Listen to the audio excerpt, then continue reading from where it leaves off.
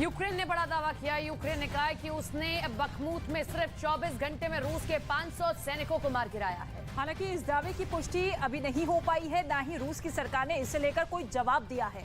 Bakhmut से इस वक्त एक और बड़ी खबर आ रही है। खबर यह है कि वैगनर ग्रुप ने दावा किया है कि उसके लड़ाके बखमूत शहर के केंद्र में पहुंच गए हैं। जल्द ही पूरे बखमूत पर कब्जा कर लेंगे। इसके अलावा वैगनर ग्रुप के चीफ ने पुतिन ने हर महीने 10,000 टन गोला बारूद की डिमांड की है। वैगनर ग्रुप के चीफ ने यह भी ऐलान कर दिया है कि 2024 में वो यूक्रेन के राष्ट्रपति पद के लिए चुनाव लड़ेंगे।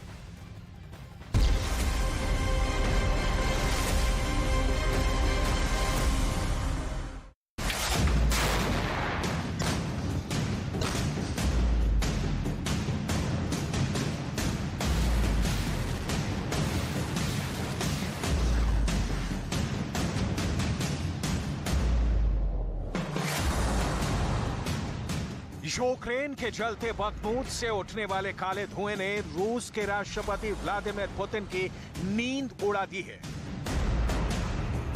एक तो नहीं, 3 या 4 नहीं, ज़ेलेंस्की ने जो दावा किया है उससे क्रेमलिन की दीवारें कांप गई हैं। ज़ेलेंस्की का दावा है कि बखमूत के कब्जे का पुतिन झूठा जश्न नहीं मनाएंगे। उनके 500 सैनिकों को यूक्रेन ने सिर्फ 24 घंटे में मार गिराया है। ज़ेलेंस्की के इस दावे की पुष्टि नहीं की जा सकती। ब्रिटिश इंटेलिजेंस ने सिर्फ 24 घंटे पहले दावा किया है कि बखमूत के पूर्वी इलाके पर रूस का कब्जा हो चुका है। सिर्फ पश्चिमी इलाके में यूक्रेन की सेना जबरदस्त टक्कर दे रही है। सवाल है, तो क्या ज़ेलेंस्की की सेना ने बखमूत के पश्चिमी इलाके में इतना भयंकर युद्ध लड़ा कि सिर्फ 24 घंटे में पुतिन के 500 सैनिक मार डाले? रॉयटर्स की रिपोर्ट के मुताबिक यूक्रेनी सैन्य प्रवक्ता सेरही चेरेवती ने कहा कि रूस की सेना ने 24 घंटे की अवधि में 16 हमले किए थे। हमारे बीच 23 बार संघर्ष हुए। इस लड़ाई के दौरान 221 रूसी सैनिक मारे गए और 314 घायल हुए। चेरेवती की बातों से ये साफ नहीं हो रहा कि वो शुक्रवार को हुए हताहतों की बात कर रही थी या हाल के 24 घंटे के संघर्ष की। लिहाजा बखमूत की वो तस्वीरें देखिए, हर एंगल से तबाही कैसी और कितनी टूटी है। सैटेलाइट तस्वीरों से साफ दिख रहा है कि कभी 70,000 की आबादी वाला रोशन शहर बखमूत बर्बादी की चादर ओढ़ चुका है। बखमूत में पुतिन को क्या मिलेगा और ज़ेलेंस्की इस शहर में देश के जवानों का लहू चढ़ाकर क्या हासिल करेंगे, इसकी डिटेल आपको आगे दिखाएंगे।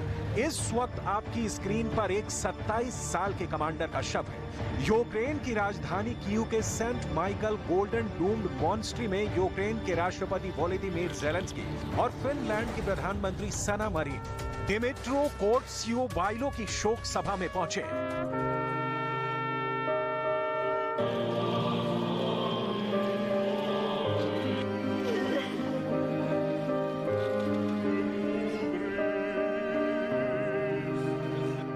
युद्ध में बलिदान के इस युवक ने अनूठी और बेहतरीन तस्वीर पेश की है, लेकिन इसके आगे की तस्वीर झकझोरती है। ज़ेलेंस्की उन लोगों की लिस्ट के सामने खड़े हैं जिनकी मौत के बाद उनके नाम दीवार पर टांग दिए गए हैं। ये तस्वीर देखिए, क्या ज़ेलेंस्की ने मौत पर आंखें मूंद ली है?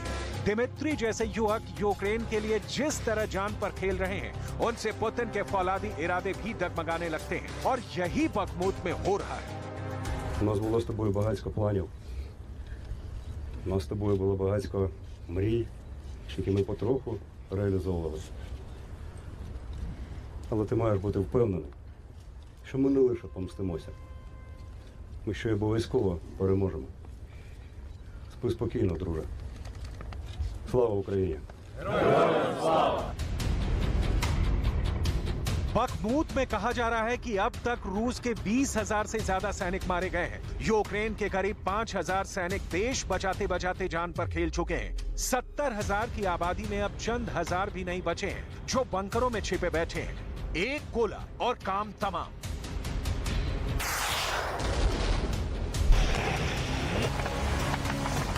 बखमूत को रूस से बचाने की लड़ाई उस मुकाम पर पहुंच गई है जहां ज़ेलेंस्की के हाथ से तेजी से सब कुछ निकलता जा रहा है। इसकी तस्दीक ग्राउंड जीरो से आ रही तस्वीरों से क्लियर है। बखमूत में रूस की आर्मी ने बारूद बिछा दिया है। करीब करीब हर सेकंड बखमूत धमाकों से दहल उठता है। यूक्रेन की आर्मी के जवानों की लाशें एक के बाद एक कीव पहुंचाई जा रही हैं, जो आपने अभी देखी। बखमूत के पुतिन के हाथ से बचने की अब कोई सूरत नजर नहीं आती। बावजूद इसके ज़ेलेंस्की इस बात का दावा करते हैं कि उनकी सेना ने 24 घंटे में 500 सैनिक मार डाले, तो जाहिर है शंका पैदा होती है। लेकिन इसके साथ ही ये तथ्य भी सामने आता है कि क्या ये जवान वैगनर आर्मी के थे जो बखमूत में पुतिन के लिए लड़ रही है, जिसके चीफ कह रहे हैं कि हमारे पास हथियारों की कमी है, पुतिन हमारा फोन नहीं उठा रहे। हथियारों की कमी के कारण क्या रूस के 500 जवान को यूक्रेन ने 24 घंटे में मार डाला?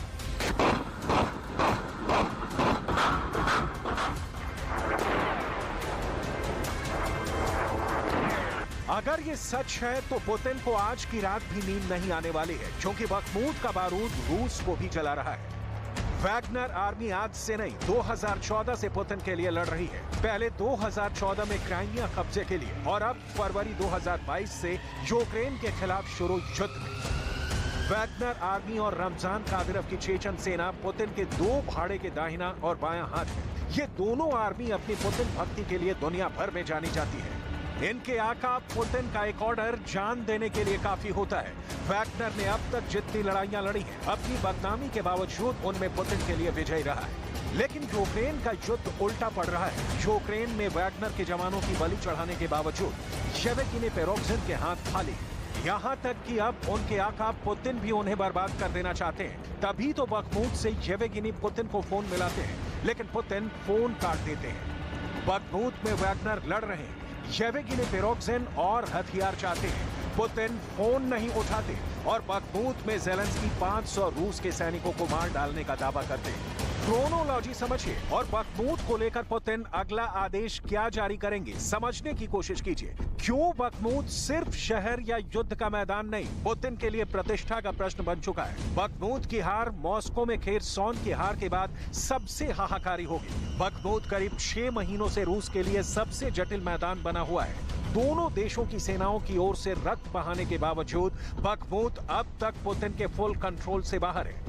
मॉस्को का कहना है कि बखमूत कब्जा करने से यूक्रेन की सुरक्षा में छेद हो जाएगा और डॉनबास औद्योगिक क्षेत्र पर कब्जा करने की ओर ये अहम कदम होगा। ब्रिटिश सैन्य खुफिया की जानकारी है कि बखमूत शहर से यूक्रेन के कब्जे वाले रास्ते लगातार सीमित होते जा रहे हैं। अमेरिका मान चुका है कि बखमूत किसी भी वक्त पूरी तरह रूस के नियंत्रण में जा सकता है। मतलब ज़ेलेंस्की को छोड़ उनके सारे सहयोगी मान चुके हैं कि बखमूत पर यूक्रेन का कब्जा कुछ घंटों में सिमट सकता है। लेकिन पुतिन के लिए बखमूत तब भी कांटे की तरह चुभेगा, क्योंकि इस युद्ध भूमि ने पुतिन के सबसे बड़े दोस्त को दुश्मन बना दिया। पुतिन के शेफ के तौर पर जाने जाने वाले वैगनर आर्मी के चीफ येवेगिनी पेरोग्जिन ने पुतिन के खिलाफ बगावत कर दी है।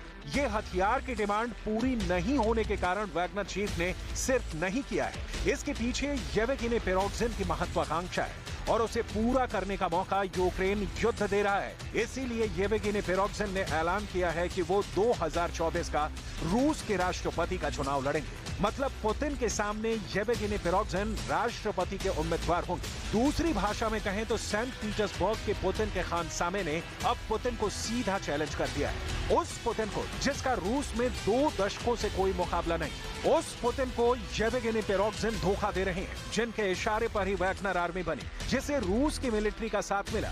येवेगिनी पेरोग्जिन के दिमाग में पुतिन के खिलाफ साजिश चल रही है, तो उसके कारण है, इसे समझना बहुत जरूरी है। साल भर से जारी युद्ध में पुतिन को मन मुताबिक कामयाबी नहीं मिल पा रही है। ज़ेलेंस्की दावा कर रहे हैं कि पुतिन ने 1 लाख से ज्यादा रूस के सैनिकों को युद्ध के नाम पर मरवा दिया। रूबल का नुकसान तो रिकॉर्ड ही बना चुका है। रूस की अर्थव्यवस्था को युद्ध का दीमक चाट रहा है। रूस के कारोबारियों का एक वर्ग पुतिन के युद्ध के फैसले से नाराज है। युद्ध मैदान में सैनिकों की कमी के कारण भर्ती करनी पड़ी, जिसके कारण पुतिन के खिलाफ युद्ध में विद्रोह के सुर भी उठे।